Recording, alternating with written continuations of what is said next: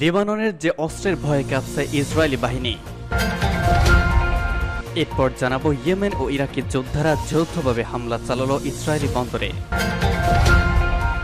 এদিকে যুদ্ধবিরতি চুক্তি সত্ত্বেও মেয়াদ শেষ হলে হামাসের বিরুদ্ধে যুদ্ধ অব্যাহত থাকবে বললেন নেতানিয়াহু। এদিকে ইরাকি মিলিশিয়াদের সাথে ইসরায়েলি জাহাজে যৌথ হামলার দাবি হুথিদের। এবং সর্বশেষ জানিয়ে দিব আবারও মুখোমুখি দুই সশস্ত্র বাহিনী। এতক্ষণ শুনছিলেন গুরুত্বপূর্ণ সংবাদ শিরোনাম, এখন জানিয়ে দিব বিস্তারিত। লেবাননের যে অস্ত্রের ভয়ে কাঁপছে ইসরায়েলি বাহিনী। গাজায় প্রতিরোধ যোদ্ধাদের বিরুদ্ধে লড়াইয়ের নেমে এরই মধ্যে সাপের লেজে পা দিয়েছে ইসরায়েল। এবার সেই যুদ্ধ যদি উত্তর সীমান্ত পেরিয়ে লেবাননে ছড়ায় তবে ইসরায়েলের নিরাপত্তা ভেঙে পড়তে পারে বলে সতর্ক করেছে যুক্তরাষ্ট্র। বলা হচ্ছে ইরানপন্থী সশস্ত্র গোষ্ঠীর আক্রমণ থেকে আয়রন ডোম কোনোভাবেই নিরাপত্তা দিতে পারবে না তেল আবিবকে। কিন্তু কেন কি এমন অস্ত্রের বলে এমন শঙ্কায় ভুগছে ইসরায়েল ও তার মিত্ররা। মার্কিন সংবাদ মাধ্যম CNN এক প্রতিবেদনে বলা হয়েছে মার্কিন কর্মকর্তারা বলছেন লেবাননের ইরানপন্থী সশস্ত্র সংগঠনের সঙ্গে পুরোদমে যুদ্ধ বেঁধে গেলে ইসরায়েল ঝুঁকির মুখে পড়তে পারে। বলা হচ্ছে আয়রন ডোম সহ ইসরায়েলের আকাশ প্রতিরক্ষা ব্যবস্থাগুলোতে যত ক্ষেপণাস্ত্র রয়েছে তার চেয়ে হিজবুল্লাহর ক্ষেপণাস্ত্র ও ড্রোনের সংখ্যা বেশ। সম্প্রতি লেবানন স্থল ও আকাশপথে হামলা চালানোর প্রস্তুতির কথা জানায় ইসরায়েল। এরপর ইরানপন্থী গোষ্ঠীর বিপুল পরিমাণ ড্রোন ও ক্ষেপণাস্ত্রের মুখে পড়তে পারে ইসরায়েল, এমন আশঙ্কা জেঁকে বসেছে পশ্চিমা মিত্রদের। গত বুধবার দক্ষিণ গাজা থেকে সামরিক সরঞ্জাম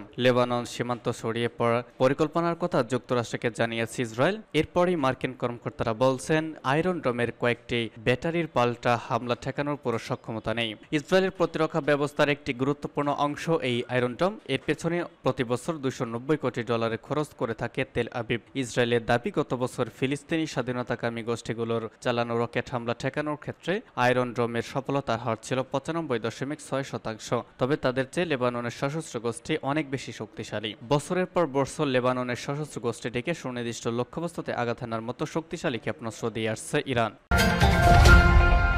ইয়েমেন ও ইরাকি যোদ্ধারা যৌথভাবে হামলা চালালো ইসরায়েলি বন্দরে। ইয়েমেনের সশস্ত্র বাহিনী এবং ইরাকের ইসলামী প্রতিরোধ যোদ্ধারা যৌথভাবে ইসরায়েলের হাইফা বন্দরে হামলা চালিয়েছে। ইয়েমেনের সামরিক বাহিনী মুখপাত্র ব্রিগেডিয়ার জেনারেল ইয়ায়া সারি গতকাল এই তথ্য বা বিবৃতি জানিয়ে দিয়েছেন। তিনি বলেছেন ইরাকের যোদ্ধাদের সহায়তায় ইয়েমেনের সশস্ত্র বাহিনী ইসরায়েলের বিরুদ্ধে অভিযান পরিচালনা করেছে। প্রথম অভিযানে হাইফা বন্দরে 4টি জাহাজকে লক্ষ্যবস্তু করা হয়। তিনি জানান 4টি জাহাজের মধ্যে 2টি সীমান্তবাহী এবং 2টি সাধারণ কার্গো জাহাজ। দ্বিতীয় অভিযানে ভূমধ্যসাগর দিয়ে ইসরায়েলের বন্দর অভিমুখী শর্টথন এক্সপ্রেস নামে একটি জাহাজে আঘাত হানা হয়। 2টি অভিযানে কয়েকটি ড্রোন ব্যবহার করা হয় এবং হামলা থেকে সফলতার সাথে লক্ষ্য অর্জিত হয়েছে। জেনারেল সারি জানান ইহুদিবাদী ইসরায়েলের লক্ষ্যবস্তুগুলোতে অত্যন্ত সুনির্দিষ্ট ও নিখুঁতভাবে হামলা চালানো হয়েছে। গত 7 অক্টোবর ইসরায়েল গাজায় বর্বর আগ্রাসন শুরুর পর থেকে ইয়েমেনের সশস্ত্র বাহিনী এবং ইরাকের ইসলামী প্রতিরোধ আন্দোলনের যোদ্ধারা নিয়মিতভাবে ইসরায়েলের বিভিন্ন লক্ষ্যবস্তুতে হামলা চালিয়ে আসছে।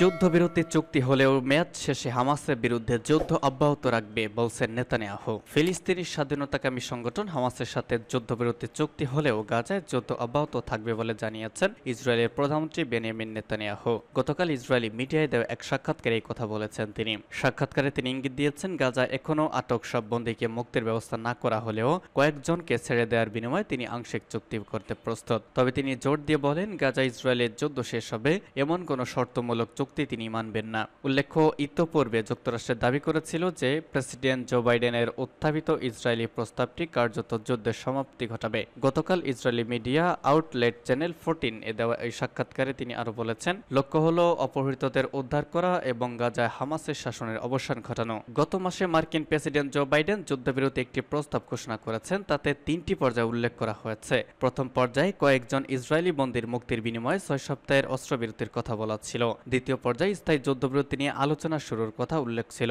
মার্কিন কর্মকর্তারা জোর দিয়ে বলেছিলেন ইসরায়েলি প্রস্তাবটি প্রণয়ন করেছে। তবে নেতানিয়াহু এবং বেশ কয়েকজন ইসরায়েলি কর্মকর্তা হুঙ্কার দিয়ে যাচ্ছিলেন যে হামাসকে নির্মূল না করা পর্যন্ত যুদ্ধ অব্যাহত থাকবে। তারা যুদ্ধবিরতি প্রস্তাবটি প্রকাশ্যে অনুমোদন করতে অস্বীকৃতি জানিয়ে আসছিলেন। নেতানিয়াহু সাক্ষাৎকারে আরো বলেছেন দক্ষিণ গাজার রাফায় ইসরায়েলের তীব্র পর্যায়ের সামরিক অভিযান শেষ হয়ে আসছে। তিনি বলেন তবে এর মানে এই নয় যে যুদ্ধ শেষ হয়ে আসছে, বরং বলা যায় রাফায় গাজায় যুদ্ধের তীব্রতা শেষ হয়ে আসছে। গত 7 অক্টোবর গাজা হামলা শুরুর পর এটাই নেতানিয়াহুর প্রথম কোনো মিডিয়া সাক্ষাৎকার। এই সাক্ষাৎকারে তিনি আবারও হামাসের স্থানে অধিকৃত ও পশ্চিম তীর ভিত্তিক ফিলিস্তিনি কর্তৃপক্ষের শাসন প্রতিষ্ঠার ধারণাটি নাকচ করে দিয়েছেন।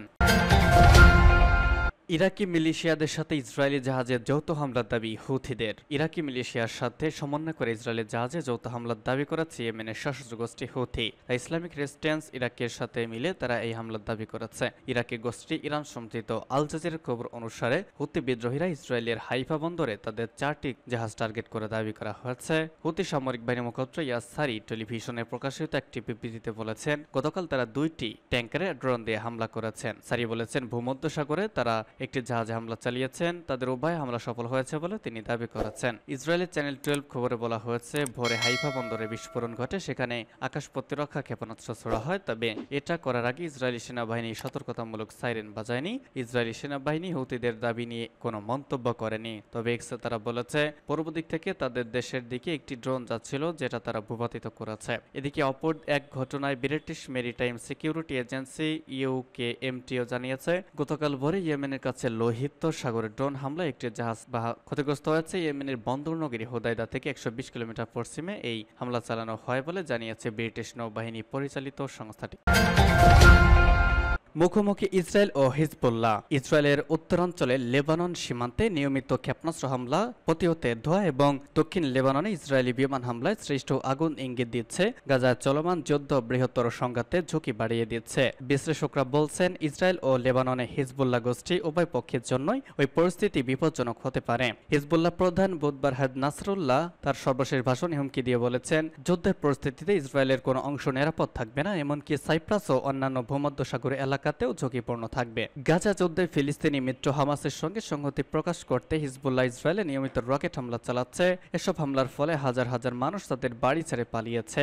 হিজবুল্লাহর বিরুদ্ধে কঠোর পদক্ষেপ নিতে ইসরায়েলি প্রধানমন্ত্রী বেনিয়ামিন নেতানিয়াহু সরকারের উপর রাজনৈতিক চাপ বৃদ্ধি পাচ্ছে।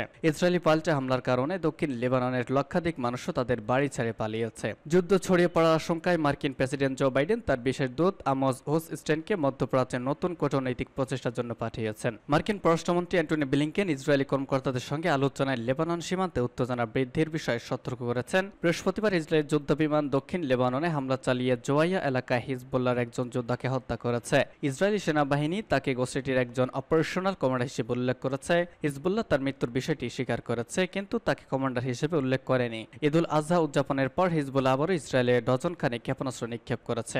ইসরায়েলের জাতীয় নিরাপত্তা কাউন্সিলের সাবেক কর্মকর্তা ওরনা মিজরাহি বলেছেন, কোনো বিকল্পই ভালো নয়, কিন্তু বড় প্রশ্ন হলো ইসরায়েল এই আক্রমণ কতদিন সহ্য করতে পারে। আমার মনে হয় বেশিরভাগ সরকার যুদ্ধ চায় না, তবে সম্ভবত আমরা সেটির দিকে এগোচ্ছি। নাসরুল্লাহর ভাষণকে লেবাননে অনেক মানুষকে বৃহত্তর যুদ্ধের আশঙ্কায় রেখেছে, তবে কিছু কূটনৈতিক ও বিশ্লেষক বলছেন তার হুমকি ইসরায়েলের ক্রমবর্ধমান আক্রমণাত্মক কথাবার্তার সঙ্গে সঙ্গতি রাখার চেষ্টা। ইউনিভার্সিটি অব নিকোসিয়ার রাজনৈতিক বিশ্লেষক এবং ইতিহাস ও আন্তর্জাতিক সম্পর্কে অধ্যাপক হোবার্ট ফার্স্টম্যান বলেছেন, এটি আমার কাছে এখন একটি প্রতিশোধমূলক কৌশল। ইসরায়েল যদি হিজবুল্লাহর সঙ্গে সংঘর্ষ বাড়ায় তবে পূর্ণাঙ্গ যুদ্ধের ঝুঁকি রয়েছে, যা হিজবুল্লাহ চায় না। তারা কি করতে পারে তা দেখানোর চেষ্টা করছে। হিজবুল্লাহ বলেছে তারা বৃহত্তর সংঘাত চায় না, যদিও তারা ক্রমাগত শক্তিশালী অস্ত্রের উপর নির্ভর করছে। ইসরায়েলের শক্তিশালী সেনাবাহিনী থাকলে হিজবুল্লাহর হাজার হাজার যোদ্ধা রয়েছে, যারা সিরিয়ার গৃহযুদ্ধে লড়াই অভিজ্ঞতা অর্জন করেছে। গোষ্ঠীটির হাজার হাজার ক্ষেপণাস্ত্র রয়েছে, যা ইসরায়েলের বিভিন্ন শহরে আঘাত করতে সক্ষম। গত সপ্তাহে হিজবুল্লাহ একটি ড্রোন হাইফা বন্দরের উপর দীর্ঘ সময় ধরে উঠছিল, যা ইসরায়েলের গুরুত্বপূর্ণ অর্থনৈতিক অবকাঠামো সহ বিদ্যুৎ ব্যবস্থাপনা হিজবুল্লাহ সম্ভাব্য হামলার হুমকি তুলে ধরেছে। ইসরায়েলের প্রধানমন্ত্রী বেনিয়ামিন নেতানিয়াহু হুঁশিয়ারি দিয়ে বলেছেন, যুদ্ধের পরিস্থিতিতে ইসরায়েল বৈরুতকে গাজা পরিণত করবে, তবে বৃহত্তর সংঘাতের ফলে ইসরায়েলের খ্যাতনামা আয়রন ডোম ক্ষেপণাস্ত্র প্রতিরক্ষা ব্যবস্থা হয়তো কুলিয়ে উঠতে পারবে না। ইতিমধ্যে হিজবুল্লাহ ছোড়া শত শত ক্ষেপণাস্ত্র প্রতিহত করেছে এই ব্যবস্থা। ওয়াশিংটনের centre for strategic and international strategy বিশ্লেষক সেট জি জনস বলেছেন, আমার মনে হয় হিজবুল্লাহর মনে হয় ইসরায়েলের বিরুদ্ধে তাদের কিছু সুবিধা রয়েছে, কারণ যুদ্ধ আরো ছড়িয়ে পড়লে লেবানন ও সিরিয়ায় যেমন ক্ষতি হবে তেমনি ইসরায়েলে আতঙ্ক সৃষ্টি হবে। কয়েক সপ্তাহ ধরে ইসরায়েলি কমান্ডাররা ভিন্ন মাত্রায় উত্তরের সঙ্গে যুদ্ধ করার বাস্তবতা প্রশিক্ষণ এবং প্রস্তুতি মূল্যায়ন করে যাচ্ছেন। হামাস যোদ্ধাদের আক্রমণের পর থেকে গাজা এখনও যুদ্ধের প্রধান ক্ষেত্র।